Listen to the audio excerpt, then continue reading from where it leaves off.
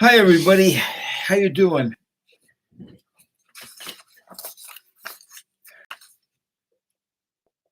Oh, my goodness. Hey, Bruce, you're the first one. Geezer and Clyde. What? Let's see. Trying to keep it on topic. I can see that. Oh, man. Let's see. Okay. We've had Connecticut has pretty good weather. Tomorrow it's going to be pretty bad. Hey, Geezer, surprised to learn that Ving is in his 20s.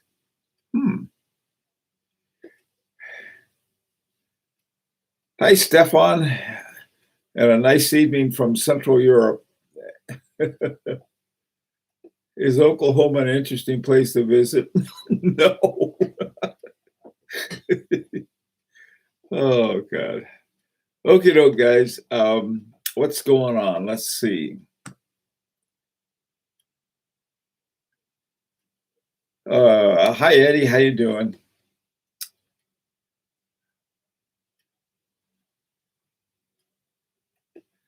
Okay. Hi, Mark. How's the sound in the picture? Hi, Mark. Hi, Mark and Mark. My training was rescheduled to this morning. Greetings, all. Well, that's good. Okay. Thanks, Mark. Javier, how you doing? Let me tell you what I was I've been thinking about. All right. Here's this watch that I like a lot. It's by Van Cleef and Arpels, and it's called the Odyssey et Daya. Okay. Anyway, so it's a cool watch. Very simple. You've got a single hand here. You have a number here and a number here. These two numbers are simply the hours, and this is the minutes. This is the one I was talking about this morning. But the thing that really got to me that I think is really interesting is the movement. And while I know that Eganor did the retrograde, or he has a retrograde module for it, I don't know who did the movement. And so I thought, well, if you take a look at that, actually, probably this is the top. I didn't really recognize it. Some people had some guesses. So did I. I guessed a Piaget. just a blank guess. Somebody else guessed a Zenith, I think, and I don't know. But looking at that, does anybody recognize anything about it that was, that you could identify it? Oh, let's see. Hi, Alton. How you doing? Truth Fears. Hello. Williams Watches. How you doing? Okay. Hi, Dr. A and B. Let's see who else showed up.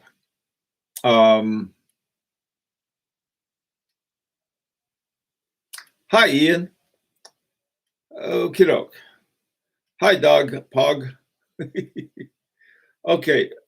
Looks alien. Yeah, it does to me too. I couldn't. There's some parts I can't even identify. This would be. Looks like I'm not sure whether this is.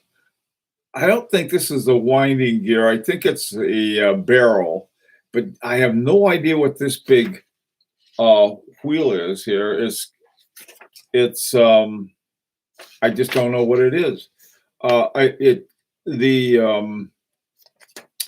The retrograde movement, of course, is from here, but it goes up, and the arm is over here for it.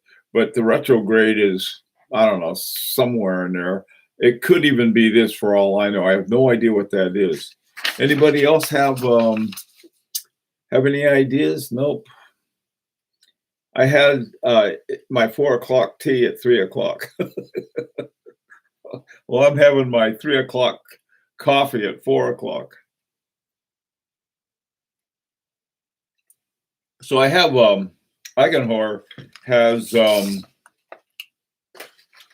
that part I got, but that was because they told me so. And I don't know what I wanted to. None of you guys have any idea or any guesses? Hi, Fahrenheit's crickets. Okay, guess my watch is not working. That's possible. Hi, Dominic. None of you guys have you see that big wheel right there? That's got to be identifiable as somebody who makes it. And take a look at the bridges over at the over on the balance. I've never seen a bridge like that before, or bridges holding up the balance, and the balance is huh. Well, I can't tell whether it's free sprung or whether it's a curb regulator. It's a manual wind. Yeah, it is a manual wind. Hi, Rodrigo.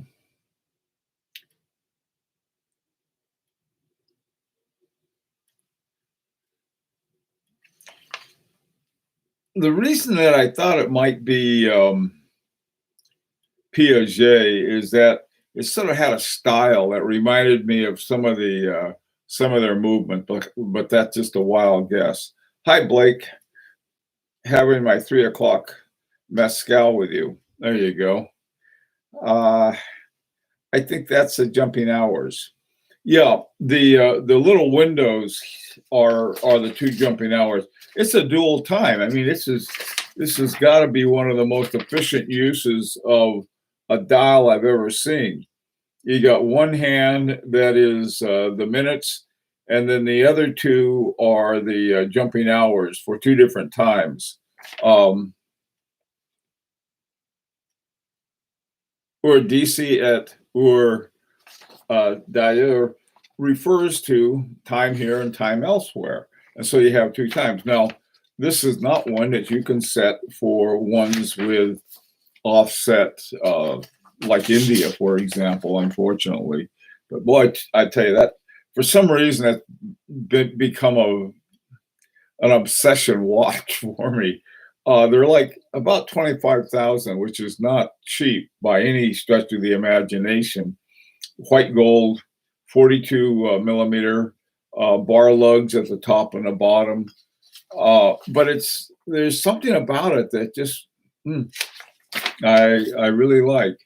The sort of one of the taglines they have for it is simplicity is supreme sophistication. That was a quote from Leonardo da Vinci. And yeah, I get that. That's why I like simplicity, good simplicity.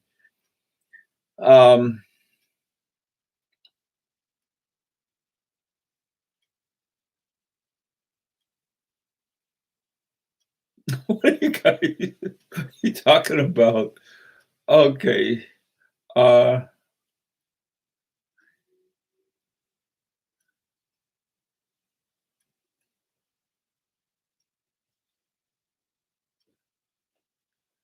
I had on my I just went on my 5K and I was with my Seiko 5. So I put on my 1930 Fourier.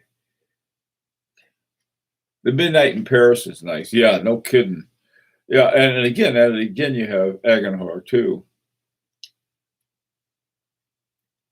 I love Acrivia. Me too. That's a very good watchmaker, very good one too.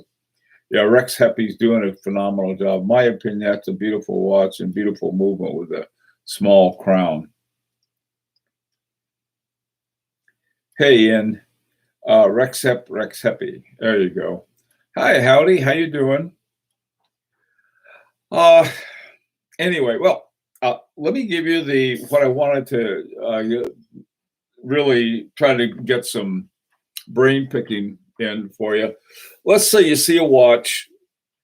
You know it's not an in-house movement, but it's it's a it probably not a bad movement. You take a look at it, it doesn't look like an ETA or it doesn't look like a Myota or something like that, and you want to find out what it is, and you look at it, and what do you look for that would identify it? And this is what driving me crazy. I said this must look like something that somebody uses, and it's got these bridges where I don't know. I guess that would be the wheel chain or something, wheel train coming down through here. I just don't know.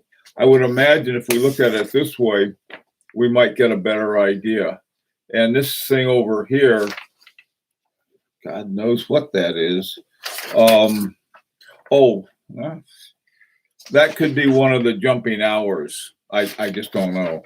But it's like somebody's had to make it. Our Pell sure didn't make it. And they gave Agenhor credit for just the jumping out, the retrograde. So how would you go about finding out exactly who it is? I mean, I was looking at a watch today. Somebody, it may have been one of you guys, said, "Oh, go look at these guys." So I went and looked at it, and they make watches using a 3D printer. I thought, well, that's interesting. And so I took a look at the watch, a beautiful watch that they make, really nice ones. And then on the back, they were showing it, and they were going on about what a wonderful movement the ETA 7001 was. Well, the 7001's okay. I mean, it's a hand wound movement. It's a relatively little movement. And I was looking at the back of the watch, and the way they had it, it looked really good. I mean, the case was a good deal bigger than the 7001, but the way they had put it together, it didn't look like it was like a little bean in a coffee can bouncing around. Some of them do look that way.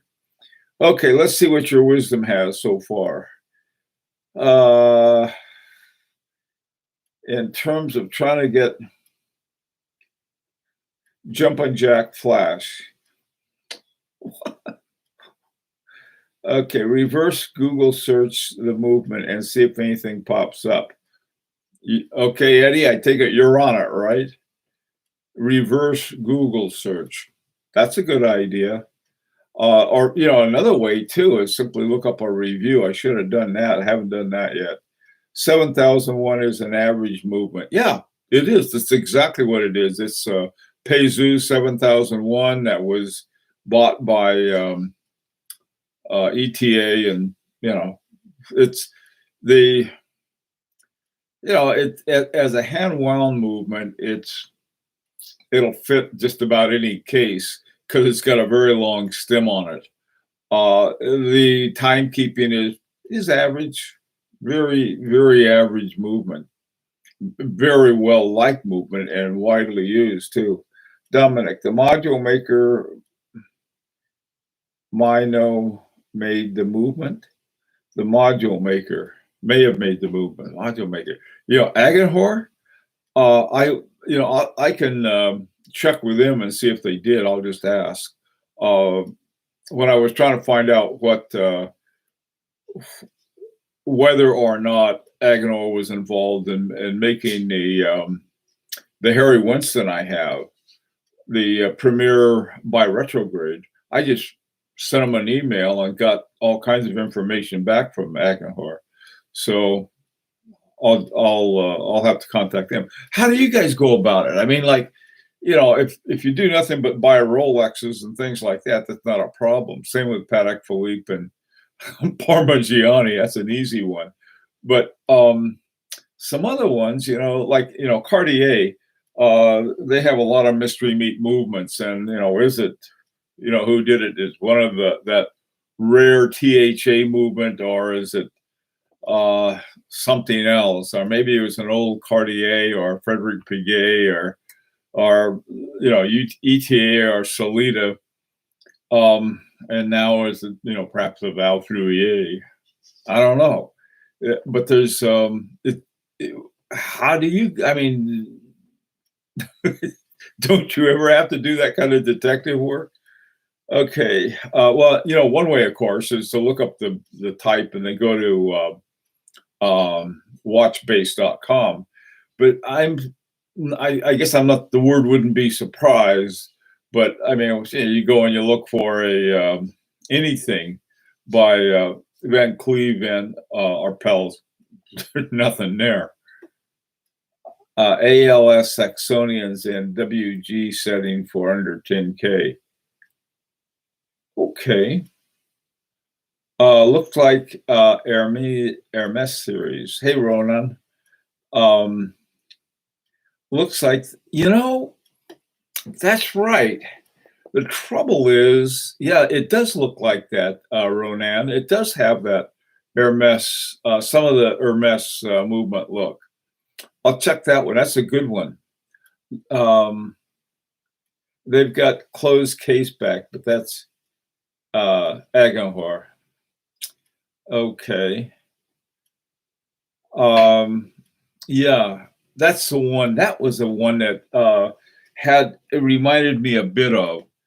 And thank you. Okay, Javier, what do you have? Movement, automatic, mechanical movement, dual time zone, jumping hours, retrograde minutes, developed exclusive for Van Cleef. Right, yeah. It's automatic? I didn't think it was automatic. Unless, well, that round thing could have been, it doesn't look like a rotor. Let me take a look.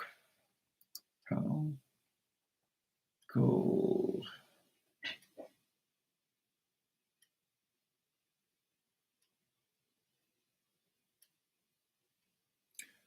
No, this is what they say about the movement.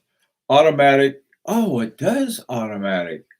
Well, Clyde, I was wrong. It is automatic.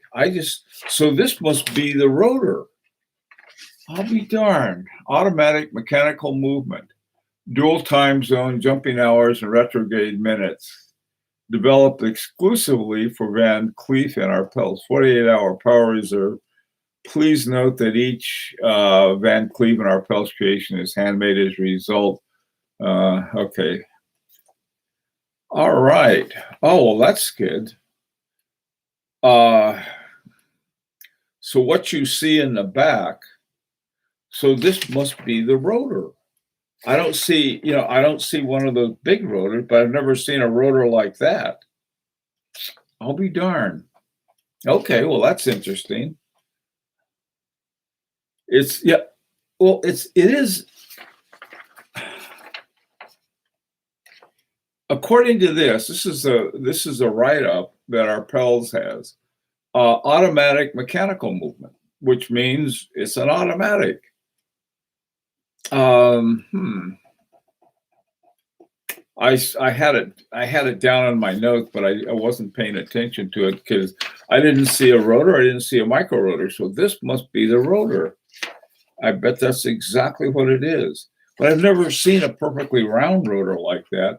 Even the micro rotors, I think, have a little sort of piece out of it.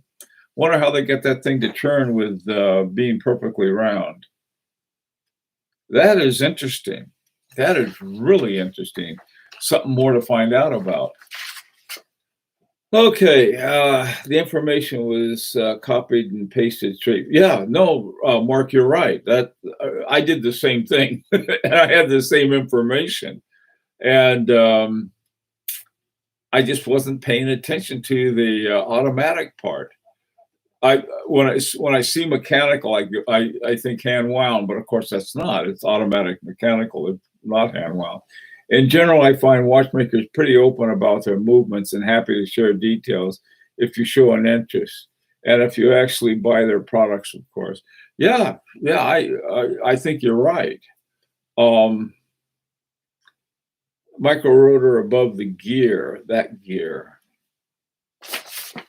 Yeah, it's an interesting looking. In fact, it looks like it's got sort of a double thing there. Now I really want this movement. I mean, I want this watch even more. Yeah, darn. Wow, they have the thing. Another thing that threw me about it is that with this type of rotor, usually with a micro rotor, they're solid. I've never seen one that hasn't been solid, and this one is open, like a lot of the bigger rotors are, so you can see part of the movement. This thing is really open. Well, who would do something like that? Take a look, see if you can find a Hermes, the movement in an Hermes that looks something like this. It's some feature that's similar to that. That might be the clue on it. I suppose I could go to WatchBase and take a look there too. But when you not only when you don't know the movement, when you can't read in front of you exactly when it tells you it's an automatic. Okay. Let's see what's going on. I think the micro rotor has these blue diamonds in your blue diamonds. I know it's got one diamond. I've been looking for the diamond on this thing and haven't found it yet. It says there's like I don't know where they put the diamond on this thing. It's pretty clean dial on there, and I don't see a diamond, and I don't see a diamond here either. No diamond. Well, maybe I better dig up some more stuff. Look higher on the photo above the part you were pointing at. On the front of the back, Dominic.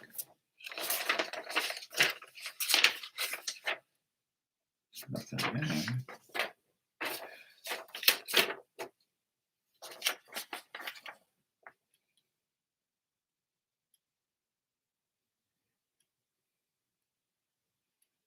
Above the large barrel.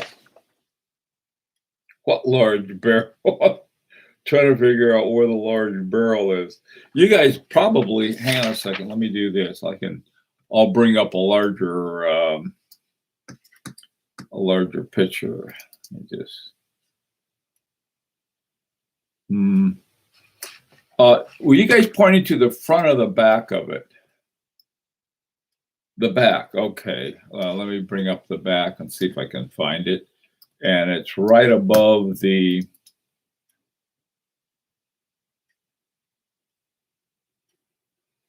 I still don't see it. I see lots of rubies, which are man-made, and I don't see the diamond.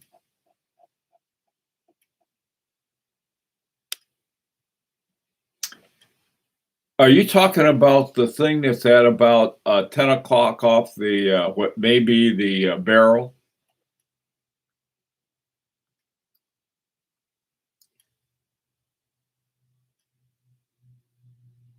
The rotor has a crosshatch. Oh, now I see it. So it's at the top. That's where the rotor is. Okay, I see it now. And the crosshatch, yeah, I thought that was part of the. I thought it was part of this from the back.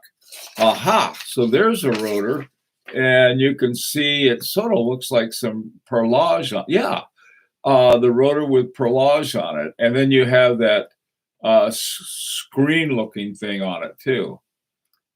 Okay, so now, all right, now I got the rotor. All right, so what's that other thing? What is that other wheel?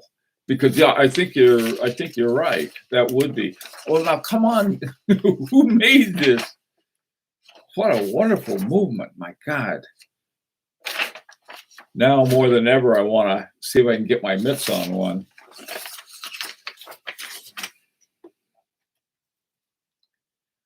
Okay. Diamond pattern, yeah. Javier, ding, ding, ding, ding, ding, ding. Okay, well, that's interesting. Would have helped if I had mentioned that it was automatic.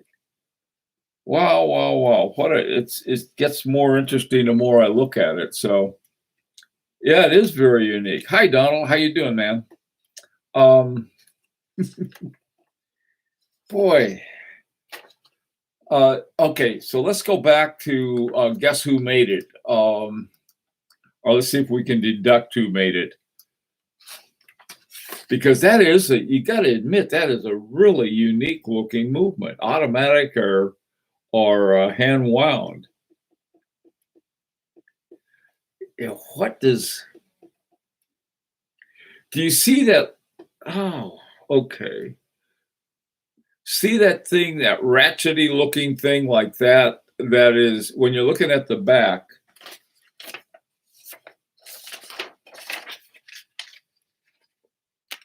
see this thing right here, this gear?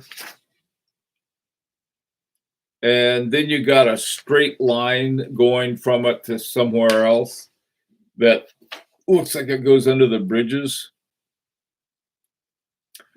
I wonder what that is. Because remember, the thing, it only, well,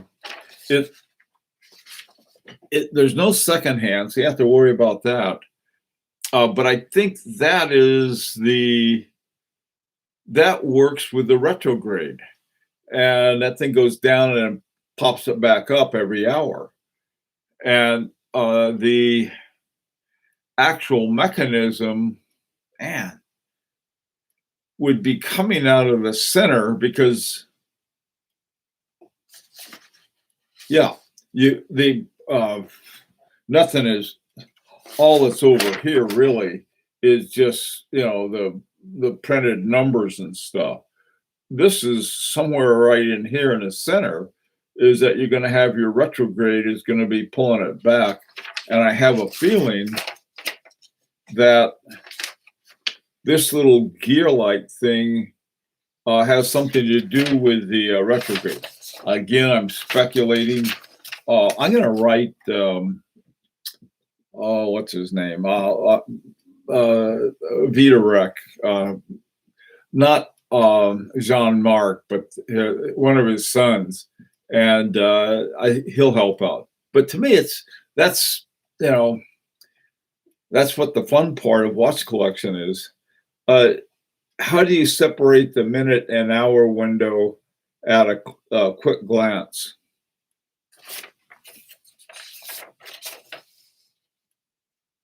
Oh, there isn't a minute. These are both hour windows right here.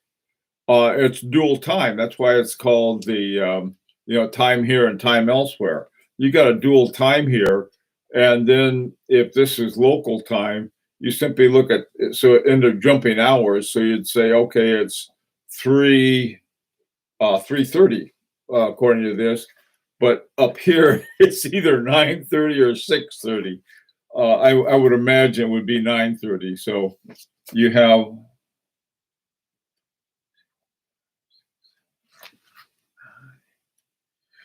you got a this would be the difference between like New York time and Greenwich Mean Time. That count would be.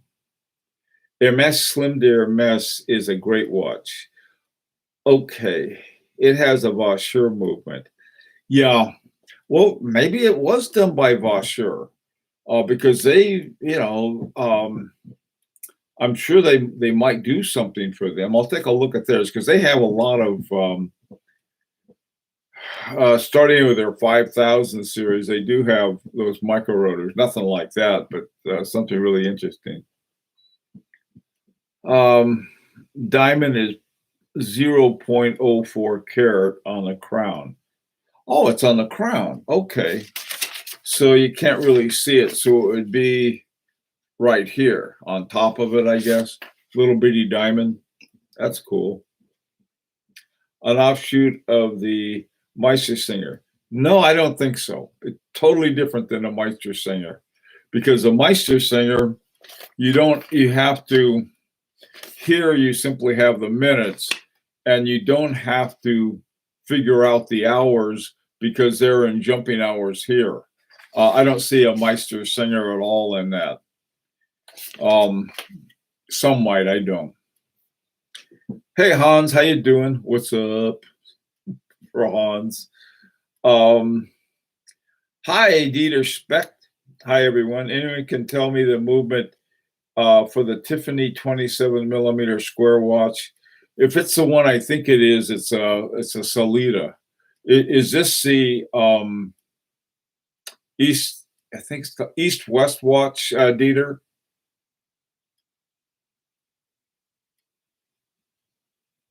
I think it's called East-West. There's one of them that's East-West.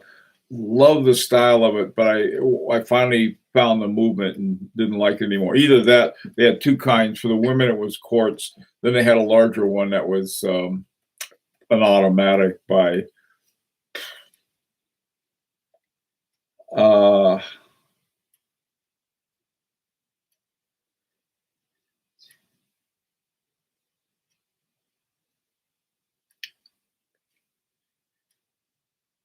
mark in per description in their website. Okay.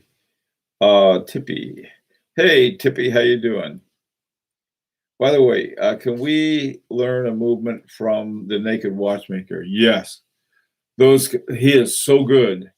Do all of you guys know the Naked Watchmaker? It's Speak Marin is who he is.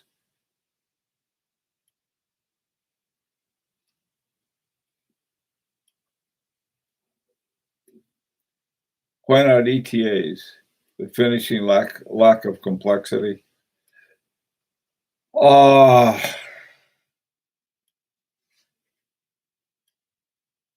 That's the kind of question, Howdy, that I'm really asking is how do we tell if it's an ETA? One of the ways that some people use is that they try to decipher. For example, they try to decipher the pattern of the wheel train, and they say, well, if it's got a ruby here, ruby rear, then it's a XYZ, it's an ETA or something like that. I found that is not a good way, and I'll tell you why. There were a number of watch companies that made totally different, that had nothing to do with an ETA, except for this.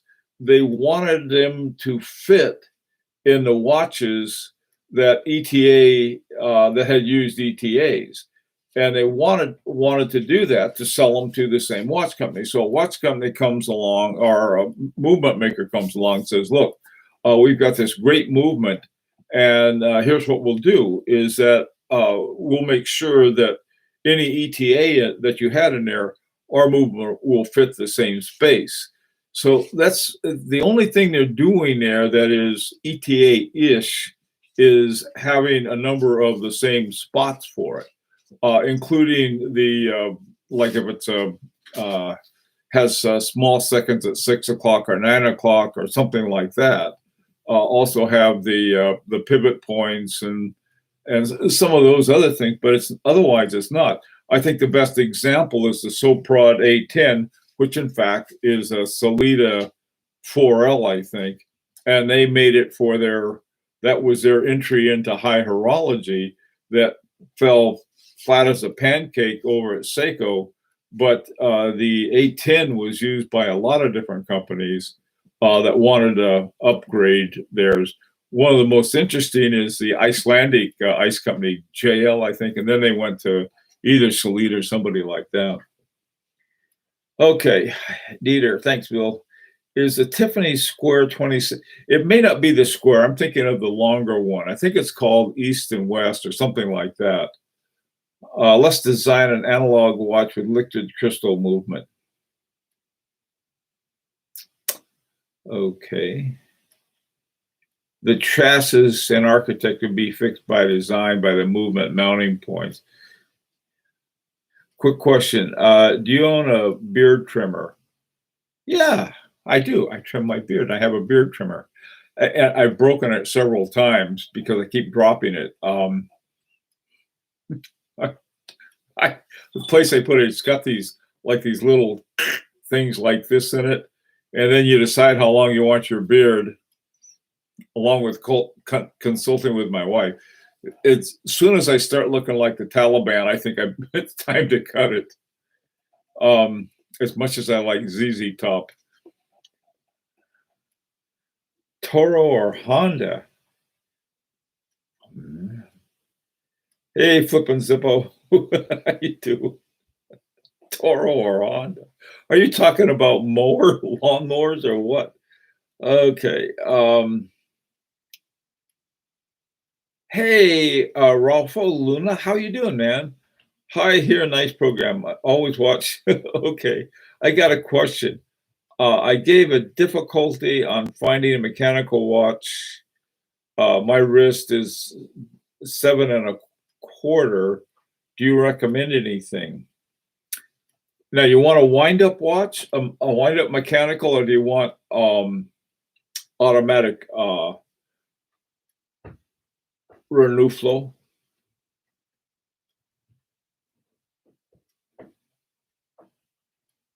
Yeah, I mean, yeah, same here, Dieter. Let's see. Beard mowers.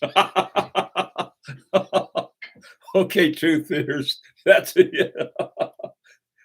No, what is my mower? I got one of those lawn tractors, and I've got to get the battery recharged. What is it? I can't remember the name of my mower. VCNA developed the movement with Agenhor. Okay, Mark. Now, VCNA, who is VCNA?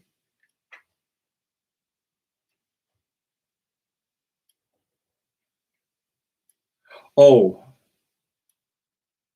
okay. That would be Van Cleet and Arpels. I get it. Okay, now they developed the movement with Agenhor? Are you sure? Or did they just have, because on my Harry Winston, they just did they provided the module for the retrograde. In fact, I'll bet most of the halfway decent retrogrades are all done by Agenhor or Agenhor Designs.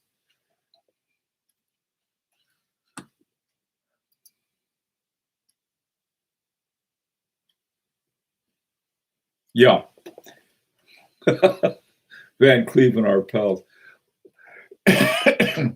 Well, now they said that I'm not sure what Arpels would do about designing it other than saying this is what we want it to do. And Agenhor is saying, okay, we'll do that. But in terms of designing a movement themselves, I'll ask. I'm just going to email Mark. I think is who I've been talking to on that, according to a blog to watch review. Yeah. See, the problem with that sounds exactly like what the ad copy said, Mark. Sometimes a blog to watch gets it right, sometimes they don't. There's I didn't know that they would do an entire movement, other than the what's it called, the Agengraph, that chronograph movement they did. Mechanical, okay. You want a mechanical movement for 7 1/4. Oh, let's see. Man. So you'd probably want something 40 millimeters or less, like 38, 37 millimeters. That's a mechanical movement now, hand wound. Let me think about that. I can't come with something right off the top of my head because that's a good question. And let me see. This one's 42 millimeters.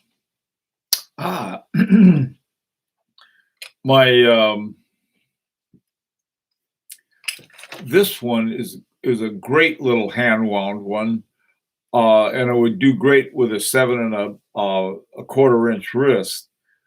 but they're not that available. This is a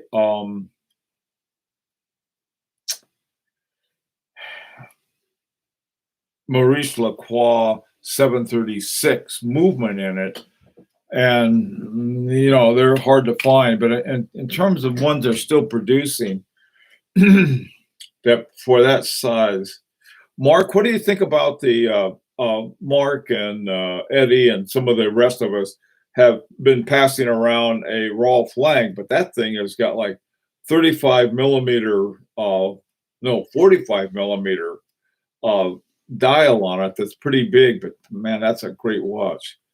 7.25-inch Pelagos.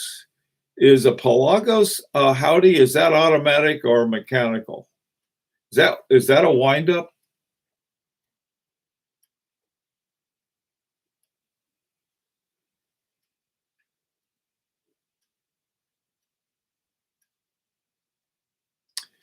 Chip? Oh man. Yeah. Yeah. He was asking about he wanted a mechanical. I think he meant a wind up. I didn't have a chance to put it my hands in on the Rolf's watch. Yeah, we got to send it back pretty soon. It's coming back here. It's out in Washington State, and it's coming to. We got our last guy to do it, and then we have to send it back to Germany. We'll have to have a G-Shock DW series with interchangeable strap. Sorry, when people say mechanic, I understand it as non-quartz. Yeah, that too is that hand wound. Well, when someone says mechanical, I think of hand wound. That's how come I made a mistake on this one. I just see mechanical, I think hand wound, but that's not. So Howdy, we both made the same. Yes, we may be. Yeah, Mark. Yeah, we got to do that. Let's see. Armand Nicolay, Timex, Nomos. Nomos, that would be a good one. Whereas Nomos would be a great choice, a Nomos windup. I think that would be a really good choice for you because they have a number of different sizes. That I think would be a good one. Let me see. Yeah, Nomos would be the one I would recommend. Tooth Fears. I mean, for a really good quality watch, that would be the one. Yeah.